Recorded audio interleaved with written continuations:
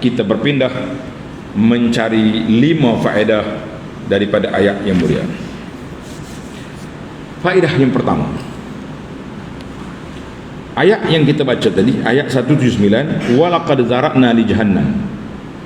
Allah Ta'ala telah nyatakan dalam ayat ini ciri-ciri manusia yang akan dihumban ke dalam neraka jahanam. Siapa dia? Orang-orang yang tidak menggunakan fitrah yang bersih, yang murni untuk mengenali Allah Azza wa Jalla. Jin dengan manusia, bahaya sekali, bahaya sekali. Ada mata, ada telinga, ada hati, tak mau berfikir, tak mau mengambil iktibar daripada segala yang berlaku. Kita mengatakan inilah perkara yang cukup berbahaya, sebab orang yang tak menggunakan fikiran bermakna dia guna nafsu. Dan dalam ayat ini Allah Ta'ala nyatakan antara sebab-sebab manusia terhalang daripada mendapat kebaikan di dunia di akhirat, iaitulah al-ghaflah, lalai, lara, leka, tak khabar ingat. Ini di antara mainan syaitan duk lalaikan manusia ni. Setiap tahun ada je benda baru, menu baru yang dibuat oleh syaitan, menu baru. Tahun lepas ajak mak ayah berjoget dah, alamat-alamat tahun ni pula berjoget terus dah pula. Tengok syaitan dia punya, dia panggil apa, reformasi nak setiap tahun tu dia update dia punya maklumat. Tahun lepas dia main nyek-nyek gini ya, tahun ni pau bangun lopak terus. Nak kata kan tahun lepas bergunding nak boleh terima duit gaya. Syaitan tak akan duduk dia duduk kerik ni ni, duduk rancang macam mana untuk tahun depan. Main-main. Itu yang pertama. Yang kedua,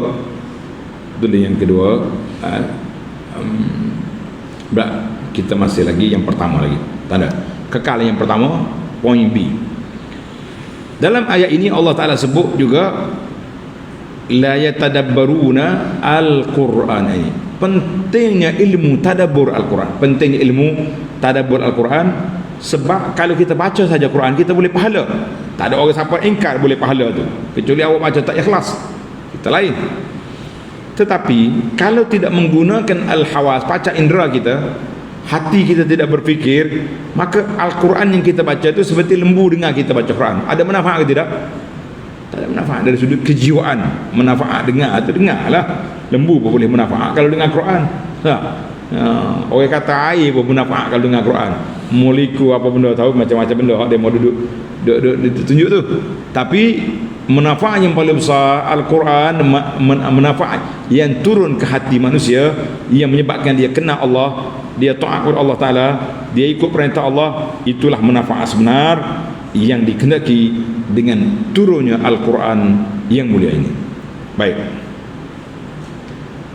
itu yang pertama.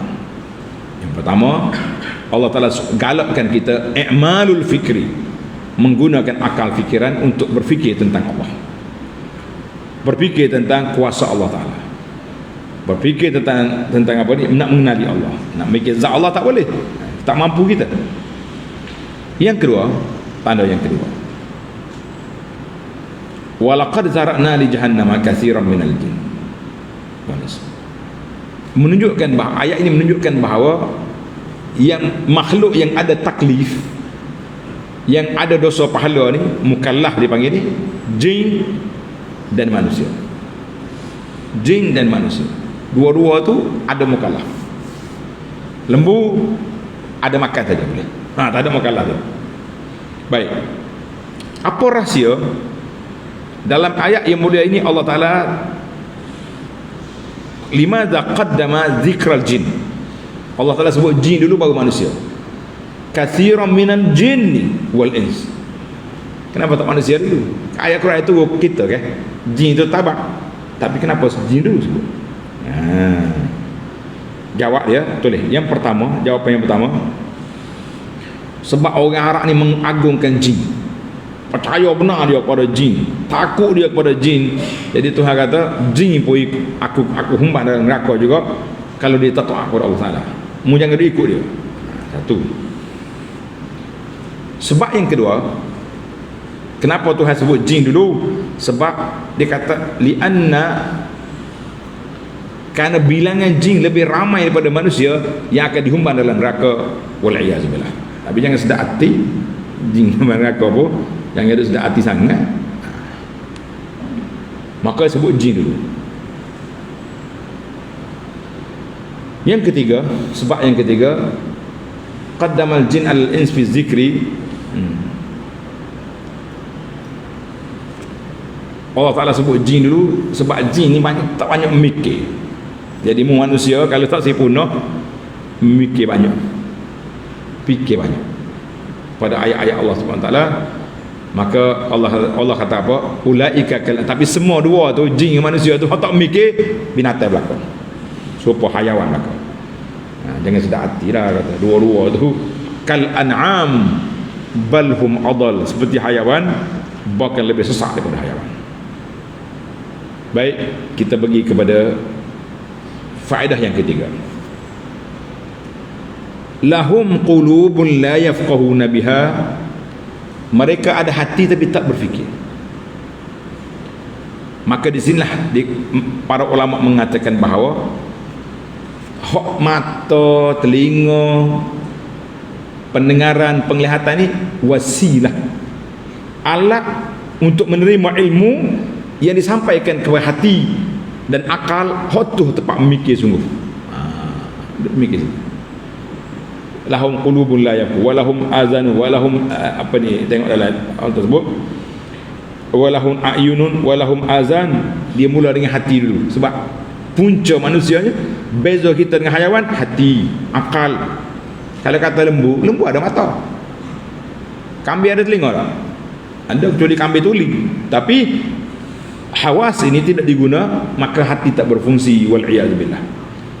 Kerana oleh kerana ayat ini ayat untuk berfikir, Allah mula dengan hati dulu. Tapi kalau ayat pacak indera semata-mata, nikmat, Tuhan mula dengan telinga dulu. Ingat dalam ayat tu kan, dia Tuhan disebut dengan telinga dulu. Apa ni, sam'an wa absaran wa afidah. Hati, telinga, mata, hati. Itu untuk nikmat. Sebab manusia ni akan guna telinga dulu, lepas tu mata baru mikir. Budak pasti tak mikir, dia tahu ya, cikgu. Jadi dalam ayat ni ayat berfikir, maka quddima al-qalbu li'anna siyaq litafakkuri wat tadabbur. Karena ayat ini untuk kita berfikir. Yang membezakan antara kita dengan kambing, kita dengan lembu, mikir. Allahu Akbar. Banyak pula ayat suruh mikir ni, banyak pula ayat suruh mikir, panjang cerita. Maka akhir kali Tuhan kata ulaika kal an'am bal hum adal, mereka itu seperti hayawan, bahkan lebih teruk daripada hayawan. Tadi kita sebut dah 5 sebab kenapa Allah kata bal hum adal, lebih teruk daripada hayawan. Siapa dia boleh ingat?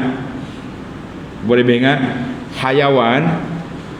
Hayawan memang dilahirkan untuk dimakan, dan dia pun suka makan. Tapi manusia dilahirkan untuk beribadah, makan tu wasilah. Betul. Yang kedua, hayawan, kambing, dia dengar gemala dia. Tapi manusia yang derhaka tak dengar siapa, tak dengar apa, dia dengar dia. Tengok, hayawan dia tahu orang baik pada dia, tahu. Allah, kucing orang baik pada dia, nepeng mari. Tapi manusia, Tuhan bagi nikmat segala benda pada dia, langsung tak peduli. Hayawan dia reti juga pilih makanan hak molek tak molek. Manusia ni dak geduk gulu kau kaya tu kau terbakar tu. Alah, hak kambing pun tak makan, dia makan. Tengok balik dalam ayat lepas, ada 5 sebab kenapa Allah bandingkan dengan hayawan, balhum adal, bahkan manusia lebih teruk daripada hayawan. Na'udzubillah. Faedah yang kelima, walillahil asma'ul husna, Allah Ta'ala mempunyai nama-nama yang indah. Fa asma'ullah laysa illa lillah, nama Allah Ta'ala itu hanya layak untuk Allah Azza wa Jalla, layak untuk Allah Azza wa Jalla. Sifat-sifat Allah Ta'ala yang maha tinggi layak hanya Allah Ta'ala. Maka Allah Ta'ala saja yang punya nama yang indah, sifat yang sempurna bagi Allah Azza wa Jalla. Kerana itu kita kena belajar nak mengenali Allah melalui 3 cara. Kenal nama Allah, kenal sifat Allah, memerhati pada makhluk Allah. Kena belajar semua tu. Kerana itu ana selalu sebut, sifat Allah Ta'ala bukan untuk dipolemik, sifat Allah Ta'ala untuk dihayati, untuk mengenali Allah Azza wa Jalla. Tak kira lah, belajarlah sifat berapa, sifat 20, sifat semua sifat kamalat yang tertentu bagi Allah SWT, untuk kita hayati, bukan untuk kita berkelahi. Naam. Ini tidak kena balah kalau sifat Allah Ta'ala pagi sampai gelap, tuduh-menuduh yang begitu jahat, dituduh orang yang isbat sifat Allah Ta'ala berdasarkan Quran dan Sunnah ni sebagai orang yang mentajsimkan Allah. Kita kata ini tuduhan-tuduhan jahat yang sangat berat untuk berhadapan dengan tindakan yang akan dikenakan ke atas mereka di akhirat esok. Baiklah, di akhir ayat Tuhan kata, wa mimman khalaqna ummatun yahduna bil haqqi wa ya'dilun. Dan ada di kalangan manusia yang baik, menerima hidayah dan menyampaikan hidayah, dan ada manusia Allah Ta'ala beri petempuh pada mereka buat seketika, nama dia istidraj. Betul tak? Nama dia istidraj. Istidraj ni satu sifat yang cukup menakutkan kita.